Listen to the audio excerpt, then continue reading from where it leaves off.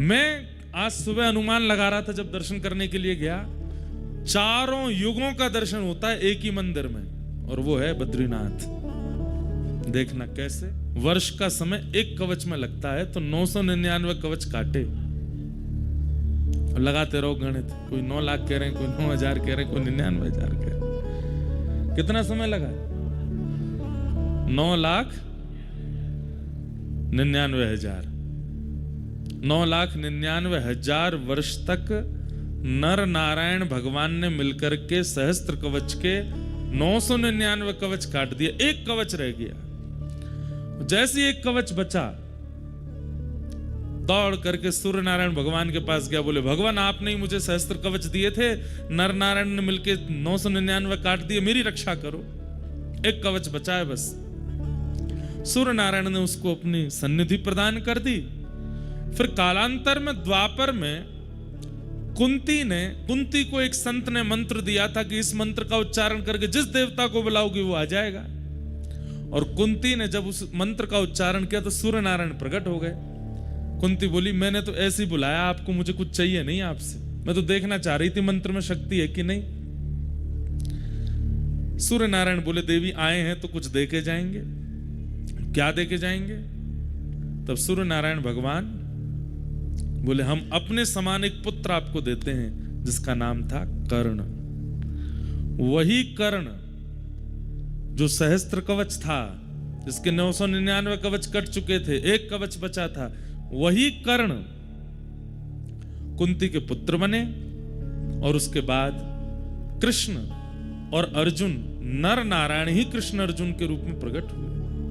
जहां पर नारायण श्री कृष्ण बने हैं और अर्जुन नर ही अर्जुन बन के आए हैं। इन्होंने फिर कर्ण के साथ में युद्ध किया, लेकिन अब वही है कि कवच 1000 वर्ष से पहले तो कटेगा नहीं, और युद्ध करना है, महाभारत का युद्ध होना, तो क्या करें? और मृत्यु नर नारायण के हाथ ही होनी है। तब फिर इंद्र को माध्यम बनाया और इंद्र ने आकर के भरी बीच युद्ध मैदान में ब्राह्मण का रूप धारण किया और दानवीर कर्ण से कहा कि मुझे दान दो। सारथी मना कर रहा है कर्ण को कि युद्ध मैदान के बीच में कोई दान नहीं होगा, लेकिन कर्ण कह रहे हैं मैं अपना नियम नहीं तोड़ूंगा, ये जो मांगेंगे सो दूंगा। बोले मांगिए विप्रवर, क्या चाहिए? अभी मैं युद्ध के बीच में हूं, मुझ पे बहुत समय नहीं है, जल्दी मांगिए, क्या चाहिए? बोले आपके कवच और कुंडल चाहिए। कर्ण समझ गए अब मेरी मृत्यु है, और उसी समय अपने कवच कुंडल विप्र को दे दिए, और सहस्त्र कवच का इतने युगों बाद जाकर के फिर संहार हुआ। तो वही नर नारायण यहां पर विराजमान है। इधर सुबह उठते ही सबसे पहले क्या करना है आप लोगों को? सूर्य नारायण भगवान को प्रणाम करो। उसके बाद ये पर्वत साक्षात नारायण भगवान है, इनको प्रणाम करो। ये पर्वत साक्षात नर हैं, इनको प्रणाम करो। इन दोनों को वंदन करो, नर नारायण। अच्छा एक बात, मंदिर में अभी कितने लोग दर्शन कर आए? हाथ ऊपर करियो। सभी कर आए लगभग? आप बता सकते हैं हमें कौन कौन है मंदिर में? पता ही नहीं होगी, चलो हम बताते हैं। एक तो बद्री विशाल भगवान का दर्शन ऐसा है कि बाहर आते ही व्यक्ति भूल जाता है क्या देखा, मुकुट ही मुकुट याद रहता है बस। मध्य में जो विराजमान है, स्वर्ण मुकुट के बिल्कुल मध्य में, वहां पर तपस्वी भेष में भगवान नारायण विराजमान है, तप कर रहे हैं। और तप भी कैसे कर रहे हैं? एक कूले पर बैठे हैं। इतना भयानक तप कर रहे हैं ठाकुर जी, ऐसे बैठे हैं। कभी सुबह के अगर आप मंगला के दर्शन करना चाहो तो कुछ 4-5 हजार की टिकट है। सुबह सुबह के अभिषेक का दर्शन होता है, उसमें सर्वांगीण अंग दिखता है, शालिग्राम मूर्ति है भगवान नारायण।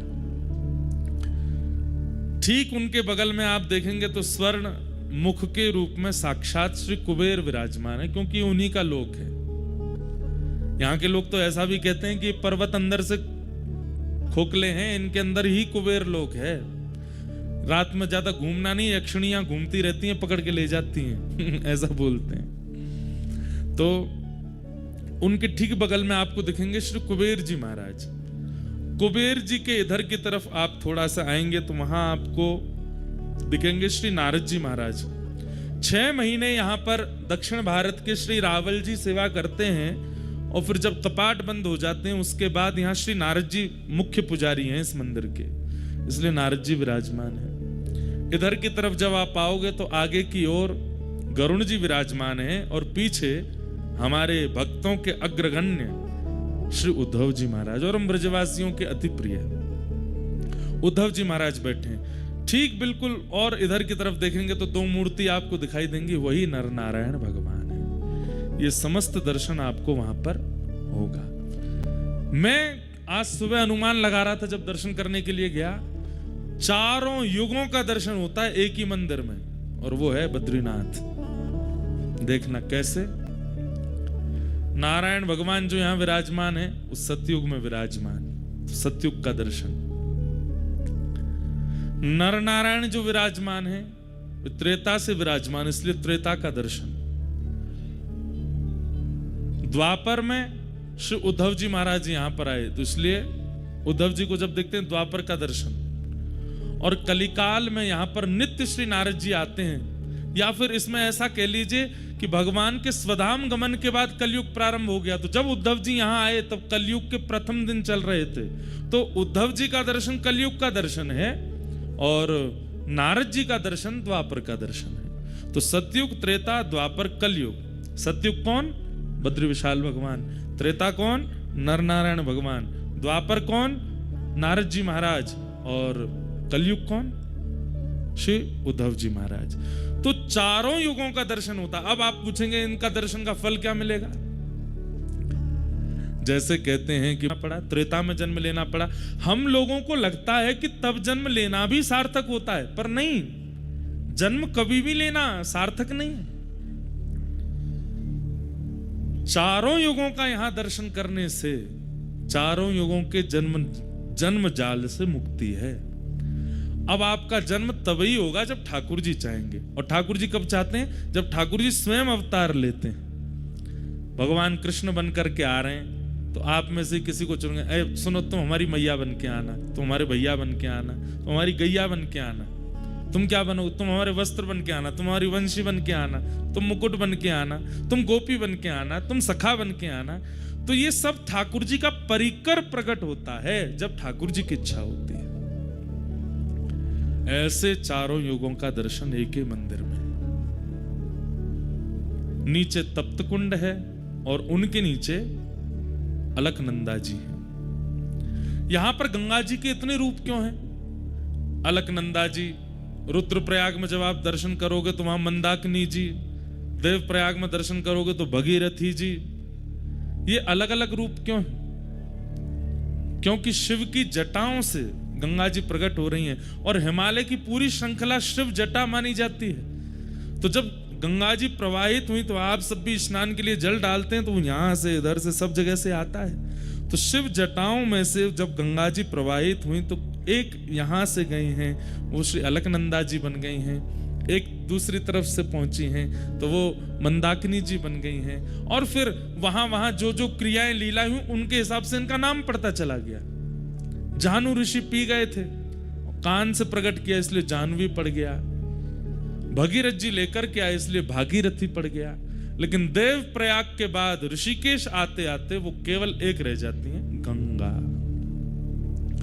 ऐसी मां गंगा है। तो ये सब यहाँ के दर्शन के भाव हैं और समय समय पर हम आप सबको और क्रियाएं बताते रहेंगे। लेकिन एक रहस्य बता रहे हैं। अच्छा, कल से एक काम और कीजिएगा, जो लोग नियमित रूप से 6 दिन सुनने वाले हैं, कथा 6 ही दिन की है, यहाँ पर 15 तक कथा है। भागवत जी का पाठ सप्ताह चल रहा है, लेकिन कथा यहाँ 15 को विश्राम हो जाएगी और उसके बाद हम सब लोग प्रस्थान करेंगे। इन 6 दिनों में आप लोग प्रयास कीजिए, ये अवसर बार बार नहीं मिलेगा और हर जगह नहीं मिलेगा। आप हमसे अगर 7 दिन बाद बोलेंगे महाराज जी यही वाली कथा हमको कहीं और भी सुननी है, तो संभव नहीं है। ये बद्रीनाथ में ही प्रकट होगी। अपनी एक डायरी बना लीजिए। होना तो आज सुबह से ही चाहिए था कि आप पे हो, पर कोई बात नहीं, आज खरीद लीजिएगा। एक पेन लीजिएगा और नित्य कई ऐसे अनसुने प्रसंग और अनसुने भाव आप सुनेंगे, उनको लिखते जाइएगा, उनको लिखते जाइएगा। अब यहां प्रसंग हमने क्या रखा है? उद्धव कृष्ण संवाद। श्री उद्धव जी और ठाकुर जी का सुंदर प्रसंग, और इस प्रसंग में भिक्षुक गीत आएगा, ऐल गीत आएगा, भगवान 2 गीत सुनाएंगे।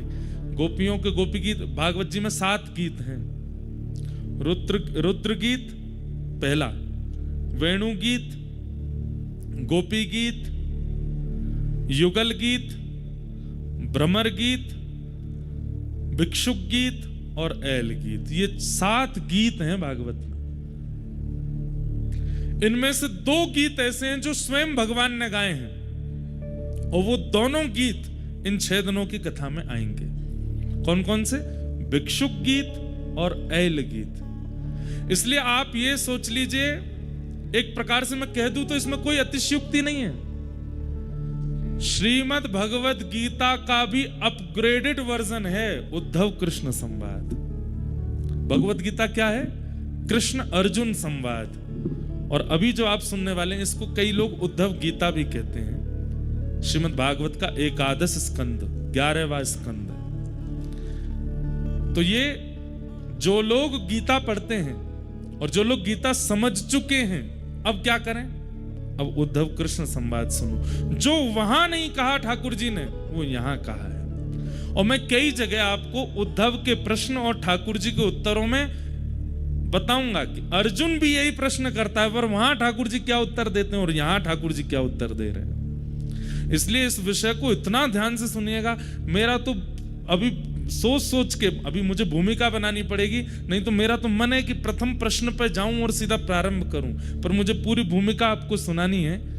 इसलिए इस विषय को आप बहुत ध्यान से सुनिएगा। अत्यंत मार्मिक और अत्यंत गूढ़ विषय है। और हम आपको एक बात स्पष्ट बोल दें, आप लोग तो यहां बैठे हो, पर मूल रूप से स्वयं बद्रीविशाल भगवान और श्री उद्धव जी महाराज कथा में आके इसको सुनेंगे, क्योंकि उन दोनों का ही ये रस स्वरूप है। बहुत सुंदर भाव है। तो हम लोग वो सब श्रवण करेंगे, उस विषय में हम आगे बढ़ेंगे। कुछ पॉइंट्स में लिख कर के लाया हूं, जिससे मुझे आज की भूमिका को प्रकट करना है। सबसे पहली बात,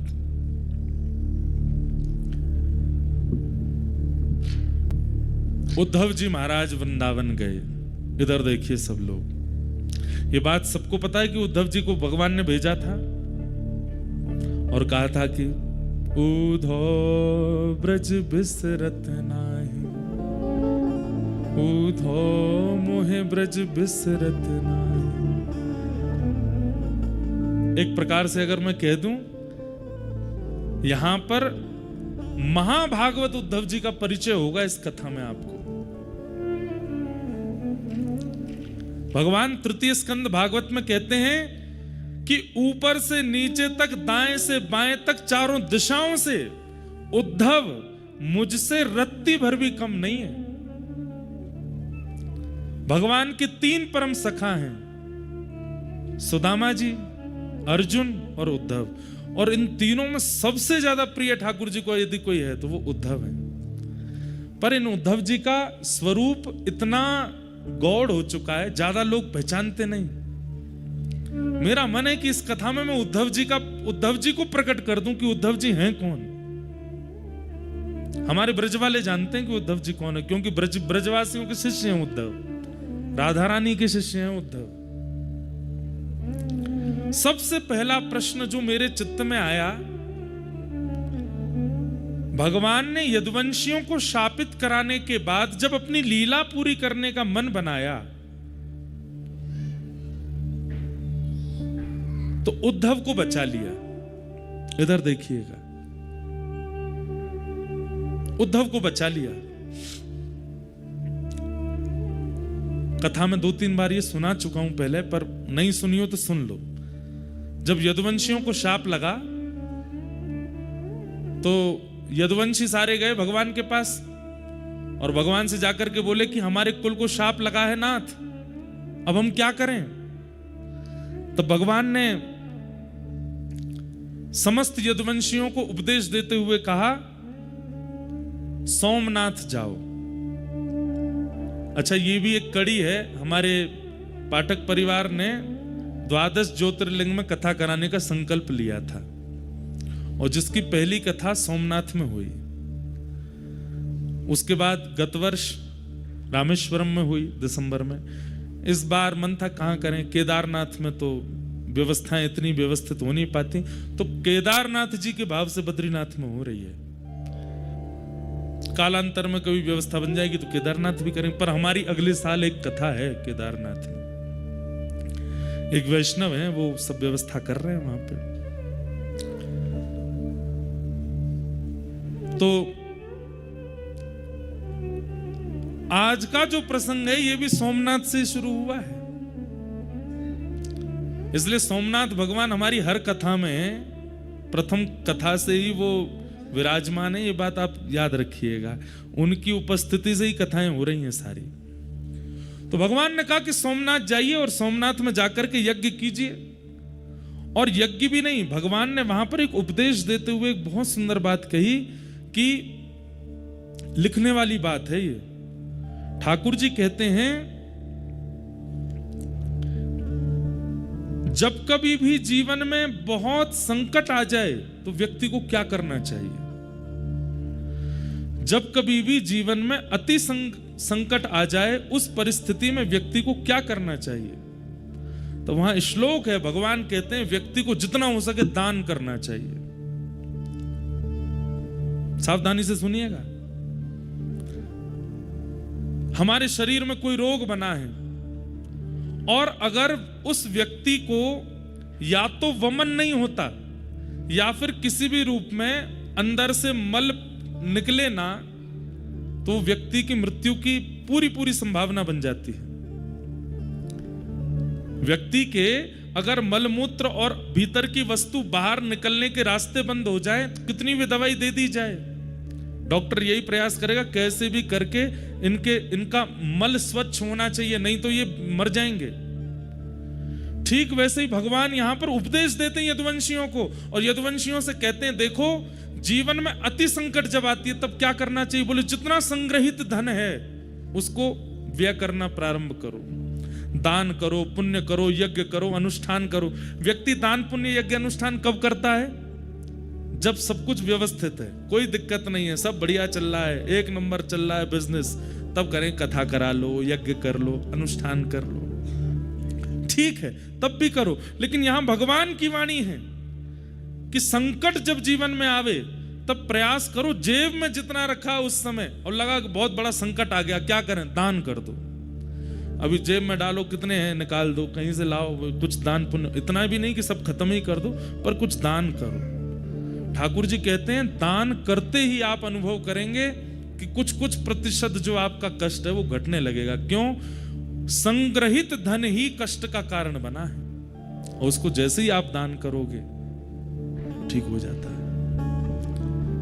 तो भगवान ने यदुवंशियों से कहा कि आप सब लोग सोमनाथ चलो और सोमनाथ में जाकर के हम लोग यज्ञ करेंगे, दान करेंगे और वहां सोमेश्वर महादेव से प्रार्थना करेंगे। जिस प्रकार आपने चंद्रमा के शाप का हरण किया, यदुवंशियों के शाप का भी हरण करो। यदुवंशी सब खुश हो गए, वाह वाह वाह वाह वाह, चलो चलो चलो तैयारी करो। पर दूर बैठे उद्धव भगवान की ओर देख रहे थे और भगवान की ओर देखते हुए कह रहे थे, बोले नाथ आप ये सब क्या कर रहे हैं, मैं सब समझ रहा हूं। क्यों? अरे द्वारिका में कितनी यदुवंशी हैं पता है? भगवान का कुल कितना बड़ा है? कहते हैं कि द्वारिका जब विराजमान थी उस समय द्वारिका के बच्चों को पढ़ाने के लिए, अनुमान लगाइएगा, 4 करोड़ अध्यापक हैं और एक अध्यापक के नीचे 40 बच्चे पढ़ते हैं। अब बच्चों से हिसाब लगाओ कितने बच्चे हैं, कितने इनके माता पिता हैं, कितने इनके दादी दादा हैं, उससे अनुमान लगा लीजिए कि यदुवंश कितना बड़ा था। जो समुद्र में डूब चुकी द्वारिका वो छोटी नहीं थी, विशाल थी। इतने बृहद यदुवंश था कि ठाकुर जी को एक दिन चिंता हो गई और ठाकुर जी एक दिन रुक्मणी जी से बोले, मथुरा अच्छा था, व्रज अच्छा था। बोले क्यों? यहां कभी कोई उत्सव ही नहीं होता, कभी कोई मनोरथ ही नहीं होते, कभी कुछ होता ही नहीं है बढ़िया। द्वारिका जब से बनी है तब एक दिन वसुदेव जी ने कन्हैया से कही, बोले लाला हमारो यदुवंश इतनो बड़ो है, कभी कोई की मृत्यु है जाए, कभी कोई को जन्म है जाए, कभी हम सूतकन में रहे, कभी हम सोवरन में रहे, कब पता चली सूतक दूर भयो तो सोवर है गए, सोवर भयो तो सूतक है गए। अरे 3 सूतक चल रहे हैं एक साथ, क्यों? इतना बड़ा परिवार है। भगवान बोले करता हूं इसका निधान। और भगवान ने सूतक, सोवर, पातक आदि सब लोगों को बुलाया, उनमें शाप भी आया। और सबसे भगवान ने कहा, देखो तुम लोग किसके लिए बने हो? लोग किसके लिए बने हैं? मानवों के ऊपर चढ़ने के लिए बने। बोले मानवों के ऊपर ब्रह्मा ने बनाई हुई जो सृष्टि है वहां जाकर के आक्रमण करो। ये भूमि द्वारिका की ब्रह्मा ने नहीं बनाई, ये भूमि तो विश्वकर्मा ने बनाई है, इसलिए यहां आप आकर के विघ्न मत डालो।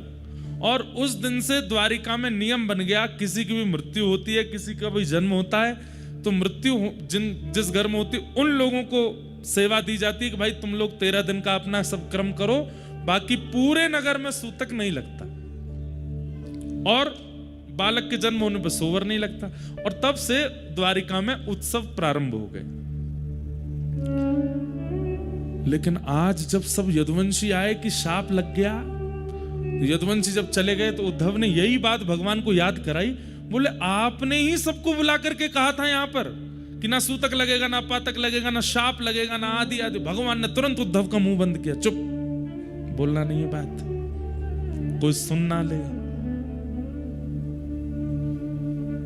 उद्धव बोले मुझे सच सच बताइए, यदुवंशियों को शाप लगा है? ठाकुर जी बोले नहीं लगा।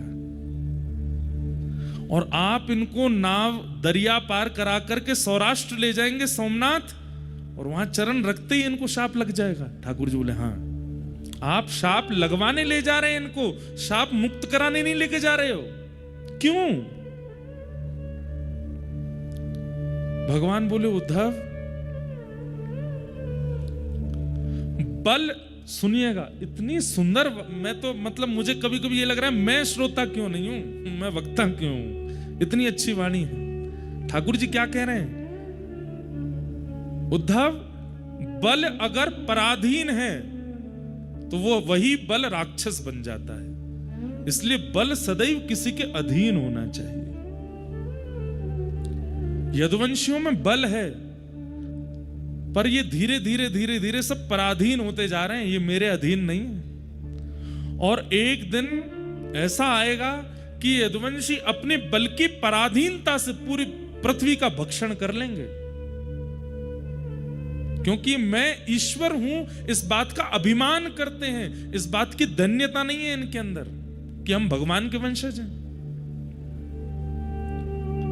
कितनी अच्छी बात कह रहे हैं ठाकुर जी कि बल चाहे बुद्धि का हो, बल चाहे धन का हो, बल चाहे शरीर का हो, बल चाहे विवेक का हो, वो सदा पराधीन होना चाहिए, दूसरे के अधीन होना चाहिए। अगर आपका बल और उस बल के ऊपर कोई दंड देने वाला नहीं है तो आप अपने बल से राक्षस बन जाओगे। रावण राक्षस कैसे बन गया? बल को नियंत्रित करने वाला ऊपर कोई है नहीं। हिरण्यकश्यप राक्षस कैसे बन गया? कंस राक्षस कैसे बन गया? क्योंकि उस बल को अंकुश लगाने वाला कोई नहीं है ऊपर। और मानव भी, हम आप सब भी राक्षस क्यों बन जाते हैं? जब हम अपने बल का, हमको कोई अंकुश नहीं होता, उस बल के ऊपर कोई पराधीनता नहीं होती।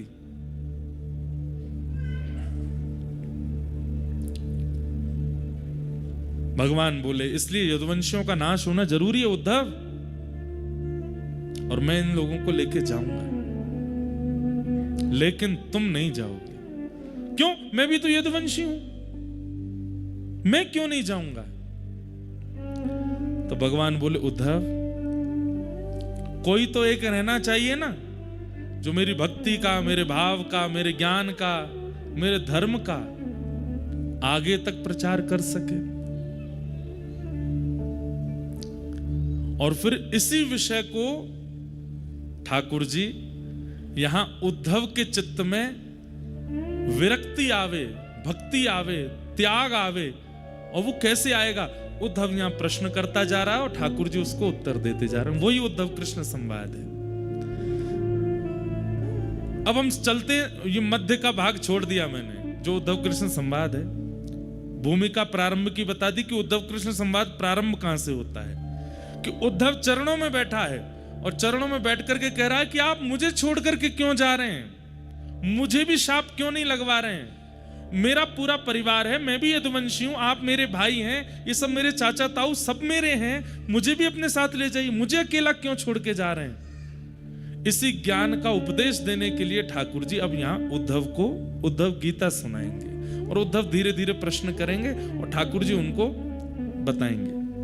अब चलते हैं इसके अंत में। अंत में क्या होगा? जैसे उद्धव का ज्ञान पक्ष पूर्ण हो जाएगा, भगवान उद्धव को आज्ञा करते हैं, क्या उद्धव, अब मेरे जाति द्वारिका डूब जाएगी, तुम कहां जाओगे? उद्धव जी के मन में आया कि मुझे एक ही जगह भेज सकते हैं, ये कहां? वृंदावन। क्योंकि मैं शाम तक की कह के गया था इनसे कि मैं शाम को आ जाऊंगा, और 6 महीने तक उद्धव नहीं आए थे लौट करके। और उद्धव जी ने वहां पर झोली फैला करके मांगा भी था, आशा महो चरण रेणुज श्याम हम श्याम वृंदावने किमपि गुलमलतोषधीनाम।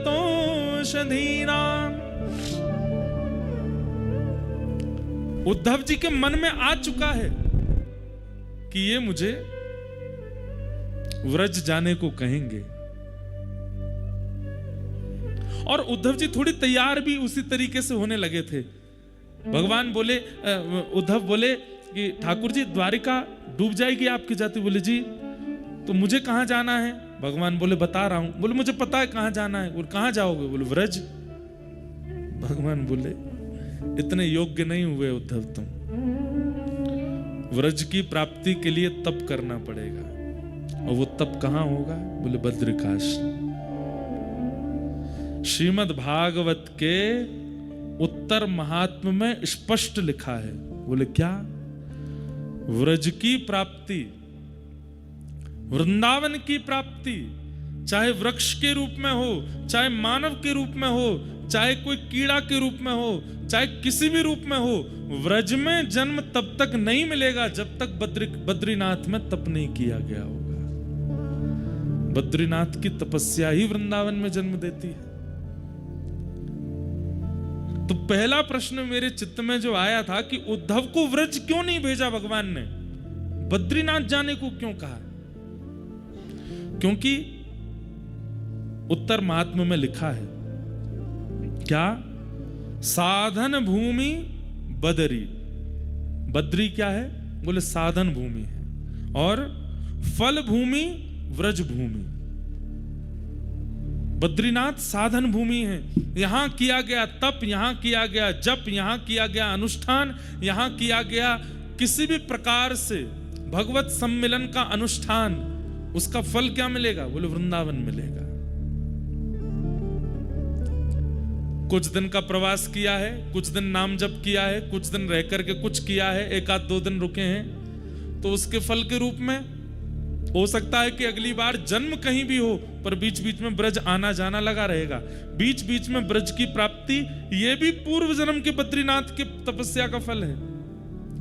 बद्रीनाथ में रह करके कोई अनुष्ठान किया है, 7 दिन का, 13 दिन का, 15 दिन का, 20 दिन का, 1 महीने का, तो उसका फल क्या मिलेगा?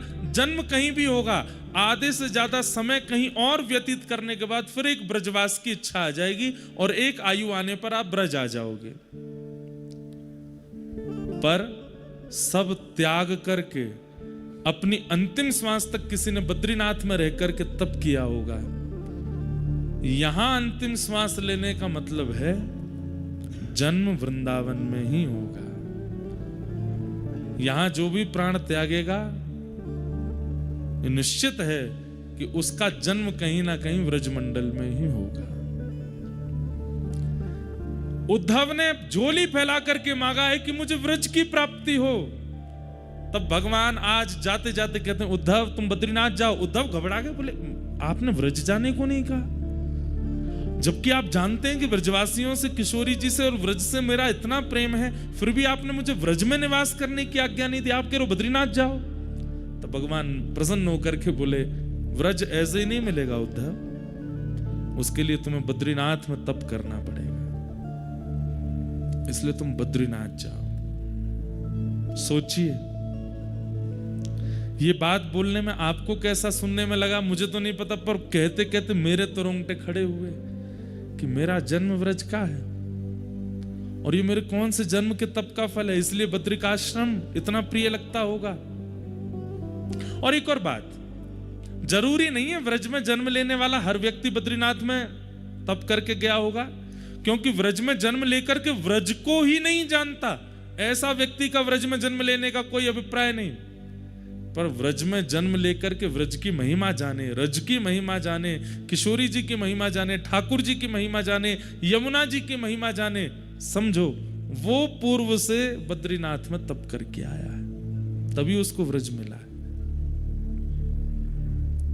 तो यहां एक रात्रि भी आप रुकते हैं, अगले जन्म में कम से कम वो 10 रात्रियों के रूप में व्रज की प्राप्ति होगी। यहां जितना लंबा समय, एक हमारे पंडित जी हैं वो तो 6 महीना धरती पर रहते हैं, मतलब नीचे रहते हैं, और 6 महीने यहां रहते हैं, ऐसा तप करते हैं, और उनको साक्षात शंख चक्र गदा पद्मधारी नारायण के दर्शन हुए इसी बद्रीनाथ में। तो जो पहला प्रश्न मेरे मन में था कि उद्धव को वृंदावन क्यों नहीं भेजा, उसका समाधान आज मिला। क्यों? क्योंकि सीधे वृंदावन ठाकुर जी कह रहे हैं ऐसे नहीं मिलेगा, वाकई नहीं तो व्रज में बद्रीनाथ में तप करना पड़ेगा। नारायण क्यों बैठे हैं यहां तप में, उसके पीछे भी 2 कारण हैं, बहुत सावधानी से सुनिएगा। जगत नियंता जगदाधार परमात्मा को क्या आवश्यकता है तप में बैठने की, वो तप में क्यों बैठे हैं? तपस्या वो करता है जिसको कुछ चाहिए हो, या तपस्या वो करता है जो भगवत दर्शन करना चाहता हो। स्वयं भगवान है, स्वयं सर्व समर्थ हैं, जिनकी भ्रगुटी टेढ़ी होने पर पर्वत बन जाते हैं, जिनके मुस्कुरा जाने पर समुद्र में लहरें आ जाती हैं, जिनके क्रोध हो जाने पर भूमि बीच से फट जाती है और नूतन प्रलय हो जाता है, उन परमात्मा को तप में बैठने की क्या आवश्यकता है? 2 कारण। पहला कारण,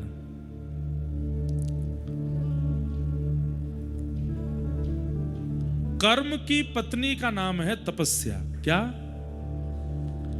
कर्म की पत्नी का नाम क्या है? तपस्या। और कर्म और तपस्या के घर जन्म लेता है फल। कौन जन्म लेता है? फल। आपके और मेरे जीवन में ये तीनों नहीं हैं, केवल 2 हैं। कौन? कर्म और फल। तपस्या कहां है? और बिना तपस्या के फल का जन्म होगा नहीं। चाहे आप सतयुग में देख लीजिए, चाहे आप त्रेता में देख लीजिए, चाहे आप द्वापर में देख लीजिए, चाहे वो सामान्य मानव हो, ऋषि हो, राक्षस हो, सबको तप करना पड़ता है।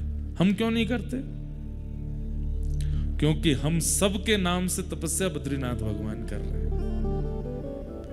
हमें केवल कर्म कर, कर्मण्येवाधिकारस्ते मा फलेषु कदाचन, भगवान गीता में कहते हैं तुम केवल कर्म करो, फल देने की क्षमता मेरी है, फल मैं दूंगा। क्यों? क्योंकि कर्म की पत्नी तपस्या भगवान के पास है। प्राचीन काल में, अन्य युगों में बिना तपस्या किए कर्म का फल नहीं मिलता था, लेकिन कलिकाल में व्यक्ति कर्म करता और उसको फल की प्राप्ति हो जाती है। कैसे? क्योंकि बद्री विशाल भगवान यहां तप कर रहे हैं प्रत्येक मानव के लिए, चाहे वो भारत का है, चाहे वो विदेश का है, पृथ्वी पर जन्मा है तो जन्म लेते ही उसके नाम का संकल्प लेकर के बद्री विशाल भगवान बैठते हैं। तू बस कर्म किए जा, फल की चिंता मत कर, फल मैं दूंगा। क्यों? तपस्या से फल का जन्म होता है और वो तुम्हें भेजता रहूंगा। इसलिए मैं प्रार्थना करके कहता हूं, हर जीवात्मा को प्रयास करे कि वो हर साल बद्रीनाथ जरूर आवे और बद्री विशाल भगवान से प्रार्थना करके कहे, नाथ कर्म मैं करता हूं, तपस्या आप करते हैं, फल मुझे मिलता है, आज तक मुझे जो भी मिला और भविष्य में जो भी मिलेगा सब आपकी कृपा है, सब देने के लिए मुझे धन्यवाद। तो धन्यवाद ज्ञापन करने के लिए एक बार जरूर बद्रीनाथ आना चाहिए। तो पहला कारण, भगवान बद्री विशाल यहां तप क्यों कर रहे हैं? ताकि हमें फल मिल सके। इसलिए जब बद्री विशाल भगवान का दर्शन करो तो दो विधियां हैं। पहली विधि, अपना गोत्र बोल करके प्रणाम कीजिए। आपका नाम गोत्र क्या है? इंद्रेश उपाध्याय भारद्वाज गोत्र उत्पन्नो हम कह करके प्रणाम करो। और यदि आपकी दीक्षा किसी परंपरा में हो चुकी है तो अपने अष्टाचार्यों का, अष्टाचार्य नहीं तो 4 आचार्यों का, 4 नहीं तो कम से कम अपने पूर्व के 2 आचार्यों का। और यदि आचार्यों के नाम ही याद नहीं है तो लक्ष्मीनाथ समारंभाम नाथयामुन मध्यमाम अस्मदाचार्य पर्यंताम वंदे गुरु परंपराम। अपने गुरु का नाम लेकर के प्रणाम करो। तो क्या होता है, ठाकुर जी तप में बैठे हैं, जैसे ही आप जाकर के कहते हैं कि इंद्रेश उपाध्याय भारद्वाज गोत्र उत्पन्न करता हूं, आपको प्रणाम करता हूं, श्री कृष्णचंद्र गुरुदेव की ओर से आपको प्रणाम करता हूं, श्री गरुड़ ध्वजाचार्य गुरुदेव की ओर से आपको प्रणाम करता हूं, श्री रामानुजाचार्य गुरुदेव की ओर से आपको प्रणाम करता हूं, श्री नाथ मुनि स्वामी जी की ओर से आपको प्रणाम करता हूं, यामुनाचार्य जी की ओर से आपको प्रणाम करता हूं, सटकोप स्वामी जी की ओर से आपको प्रणाम करता हूं। तो तप में बैठे हुए भगवान जैसे ही आचार्यों का नाम और आपका नाम गोत्र जैसे ही सुनते हैं, तो एक क्षण के लिए बद्री विशाल भगवान के नेत्र खुल जाते हैं। क्यों? क्योंकि आपका गोत्र वो जानते हैं, क्यों आपके लिए तप कर रहे हैं। जैसे ही आप अपना नाम गोत्र बोलते हैं, वे तुरंत नेत्र खोलते हैं, फिर बंद कर, मतलब एक क्षण के लिए कृपा दृष्टि कर देते हैं। तो बद्री विशाल भगवान तप में क्यों बैठे हैं? ताकि हमको हमारे कर्म का फल मिल सके। दूसरा, व्रज में ठाकुर जी का प्रादुर्भाव होता है और उस व्रज की पुनः प्राप्ति ठाकुर जी भी करना चाहते हैं। वैसे तो निरंतर ठाकुर जी वृंदावन में ही रहते हैं, कभी जाते नहीं, लेकिन पुनः जब द्वापर युग आएगा, फिर से चतुर्युगी जब चलेगी, एक मनवंतर पूरा होगा, उसके बाद फिर से नंद यशोदा आएंगे और फिर से ठाकुर जी व्रज में आ सकें, उसके लिए बद्रीनाथ में तप कर रहे हैं कि मुझे वृंदावन प्राप्त हो, मुझे ब्रजवासी प्राप्त हो, श्री जी प्राप्त हो, यमुना जी का तट प्राप्त हो। सोचिए, यहां पर ठाकुर जी भी तप इसलिए करते हैं कि उनको वृंदावन मिले। इसलिए श्री बद्री विशाल भगवान यहां तप में बैठे हैं। हरि हम कब होंगे ब्रजवास, हरि हम कब होंगे ब्रजवास। गाइए, हरि हम कब होंगे ब्रजवास, हरि हम कब होंगे, हरि हम कब होंगे ब्रजवासी, हरि हम कब होंगे ठाकुर नंद किशोर हमारे,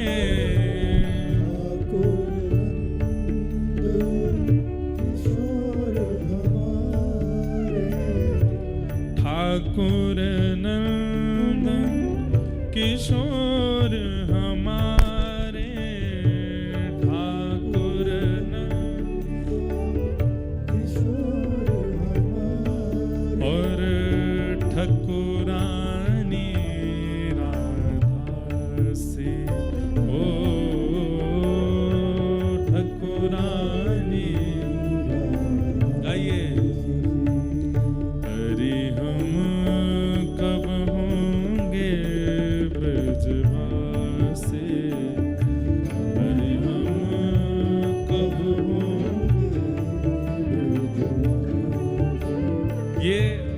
पद तो नित्य बद्री विशाल भगवान के सामने गाने वाला है। नर नारायण पर्वत को सुनाते हुए इस पद का गायन करना है, क्योंकि यही भूमि, पिछली बार मेरी कथा हुई थी तो यहाँ के उस काल के धर्माधिकारी जी आए थे और उन्होंने इतनी सुंदर बात कही कि बीज लगता है बद्रीनाथ में, वृक्ष प्रकट होता है बद्रीनाथ में, लेकिन शाखाएं लंबी लंबी जाती हैं। कुछ द्वारिका की ओर गई, कुछ जगन्नाथपुरी की ओर गई, कुछ दक्षिण की ओर गई, लेकिन जिस शाखा में फल लगता है वो शाखा जाती है ब्रजमंडल की ओर, जिसमें फल लगता है, जिस फल में क्षुधा निवृत्ति की स्थिति भी है, रस भी है, स्वाद भी है, वो फल तो व्रज में जाकर के प्रकट होता है, पर उसका बीज बोया यहीं जाता है। बंधुओं, वृंदावन की पहचान पूरे विश्व को किसने कराई? श्रीमद् भागवत। वो भागवत कहां प्रकट हुई? यहीं, बीज यहीं बोया गया था, लेकिन वो विशाल वृक्ष प्रकट होकर के डाल पहुंची कहां? वृंदावन में। भागवत के सबसे ज्यादा वक्ता कहां है? भागवत के सबसे ज्यादा वक्ता वृंदावन में, भागवत कथा सबसे ज्यादा वृंदावन में। श्रीमद् भागवत जी का पठन पाठन कराने वाले विद्यालय भी सारे वृंदावन में, जबकि भागवत जी का विद्यालय यहां होना चाहिए, ये जन्म स्थान है। नहीं, सब इंटरकनेक्टेड हैं। बद्रीनाथ का एक ही फल है कि वृंदावन की प्राप्ति होती है। इसलिए ये पद तो बद्री विशाल भगवान के सामने गाना है। हरि हम कब होंगे ब्रजवासी, हरि हम